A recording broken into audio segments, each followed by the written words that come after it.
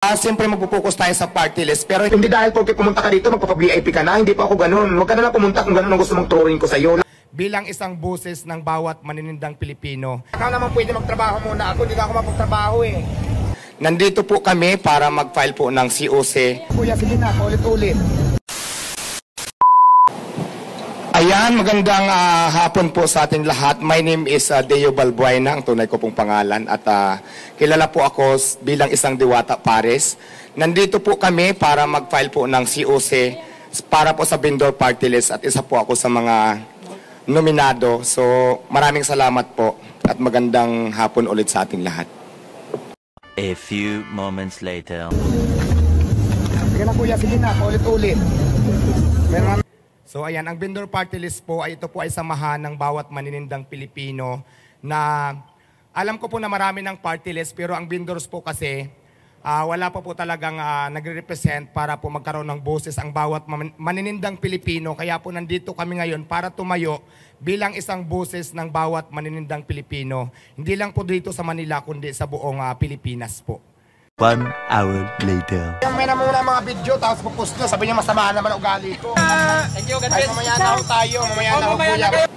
Ayan, ang mga batas na tulad ng sinabi ko kanina, na magkaroon, kasi diba sa dami ng party list, pero wala pa po kasi nagre-represent ng vendor party list. Nandito kami ngayon para maging boses sa lahat po ng mga vendors, para tulungan po, magtulong-tulong kami para may angat po ang mga vendors sa buong Pilipinas. 1 eternity later. Ikaw naman pwede magtrabaho muna ako. Hindi na ako mapagtrabaho eh. Picture, bigyan nyo man akong time para makakilos ako sa tindahan ko. Kasi mas priority sa akin yung tindahan ko. Paano ko yan ma-handle? Kung dyan na lang ako nakarap sa camera nyo. Kailangan nyo pong pag-aralan yung mga panukalang batas na isusulong ninyo. Hindi po ba magiging hadlang ito para doon sa mga negosyo nyo naman na pinapasok ngayon? Hindi po, kasi sa business ko bilang isang Diwata Pares, may mga tao naman po ako na nag-handle na mapapagkatiwalaan ko. Kaya yung oras ko, kaya naman po i-divide kung saan dapat. Binibigyan nyo ng garantiya yung publiko na ano po ang mas focus ninyo ngayon na dahil tinanggap ninyo yung nominasyon, yung pagtitinda po natin, pagiging vendor o yung mga advocacies at panukalang batas na isusulong ng inyo pong party list group? Siyempre magpo-focus tayo sa party list, pero hindi naman pwedeng pabayaan ko din yung tindahan ko. A few moments later. Ate, birthday ko ngayon. Pabati naman yung Nilipas din yan, kuya. Since kayo po yung fourth nominee ng Vendors Party List, ano po yung nag-udyok sa inyo para sumabak po sa dito po sa party list and sa... Ayan, ma'am, base kasi sa mga karanasan ko, siguro naman maraming nakakakita dito sa social media kung paano ako may paglaban bilang isang vendors. Noong nakilala ko po si Vendor Party List, talagang hindi ako nag-atubili na sumama sa kanila para ipaglaban ang karapatan ng bawat maninindang Pilipino. Nang intensyon lang naman namin ay mabuhay ng patas na ituloy yung kaya namin gawin. So yun po, maraming salamat. Thank you. 1 eternity later. Maganda yung pakitaan mo ng masamang attitude na dumadayo dyan. Kahit ayaw mo magpa-picture, daan mo sa magandang salita, maintindihan nila yan kasi tao yan sila. Gusto mo yan, Diwata, pasalamat ka sa dinudumog ka ng mga tao. Yung ibang tindahan, nag-atin ng, ay, hindi dahil porque pumunta ka dito, magpapa-VIP ka na. Hindi pa ako ganun. Huwag ka na lang pumunta kung ganun ang gusto mong turuin ko sa'yo. Wala akong pakialam sa'yo kahit hindi ka na pumunta dito. Sir, good afternoon po. Amor Santos po from Newswatch. Sir, ano po sa tingin niyo yung magiging bentahe po ninyo sa pagtakbo ninyo sa halalan? Considering na tama po ba, first time po ninyo na sa sabang politika? Yes, first time po. Ano po yung parang mai-offer nyo na bago sa publiko para makumbinsi po sila na bumoto para sa vendors party list? Ayan po, kasi ang advocacy talaga ng vendor party list para po sa lahat ng vendors. Para nga tulungan yung mga vendors, yung mga nagtitinda. Kasi di ba pag vendors tayo, importante talaga yung puhunan. Sa batas po, paano po iyon?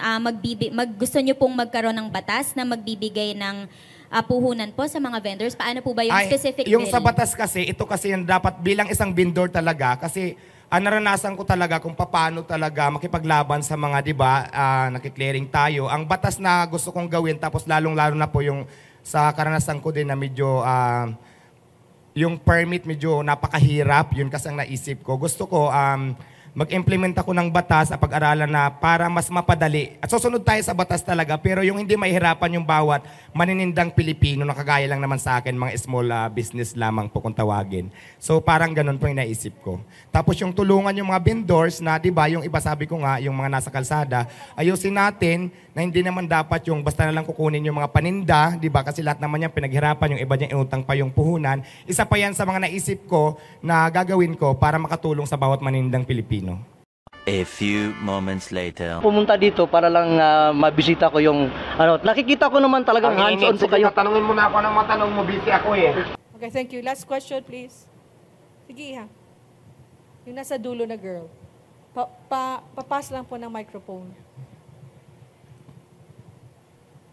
Question lang po, paano niyo po nakilala ang vendors party list? At kayo po ba ay voluntary na sumama po na maging fourth nominee or inimbitahan po kayo? Voluntary po akong sumama kasi last year ko pa silang nakilala. Tapos yun nga, napag-usapan namin regarding sa vendors. Ako mismo yung voluntary sumama kasi gusto ko din talaga, tulad ng sinabi ko kanina, na magkaroon ng boses yung bawat maninindang Pilipino para ipaglaban din naman yung karapatan ng bawat manininda. Kaya po sumama ako ng kusa sa kanila para mag-volunteer. So yun po, ma'am. Maraming salamat. One eternity later. Tulong ka muna sa plastic. Dali na, iwan mo na yan. Kasi ang daming tao, walang makakaya. Clarification lang, sir. Pang ilang nominee po kayo ng pang ilang nominee po kayo ng vendor po ba o vendors po? Vendors party list po kami. Vendors party. At pang ilang nominee po? Pang-apat po. Bali, pang-apat po ako. Pang-apat po. Opo. At kung makapasok po ang Diwata, ang vendor, sorry. Kung makapasok po ang vendor sa Congress, ano po yung specific legislation na gustong i-push ng inyong grupo? Ayan, ang advokasya po kasi ng vendor party list ay tulungan iangat ang bawat maninindang Pilipino. So, yun po. Magtatayo kami ng kooperatiba para na kung saan mas hindi mahirapan lumapit yung bawat maninindang Pilipino. Tapos, mayroon din kaming gagawin mga, sa akin dati lang, magtatayo kami ng kooperatiba para na kung saan mas hindi mahirapan lumapit yung bawat maninindang Pilipino. Tapos mayroon din kaming gagawin mga advokasya namin na yung mga vendors na kailangan natin iayos, lalo na po katulad sa akin, dati lang po ako street vendors, doon po, yun po ang isa sa mga tututukan ko din para po yung walang mga pwesto, pwede natin tulungan para magkaroon ng mga pwesto, abot lang din sa kanilang makakaya. So, ganon.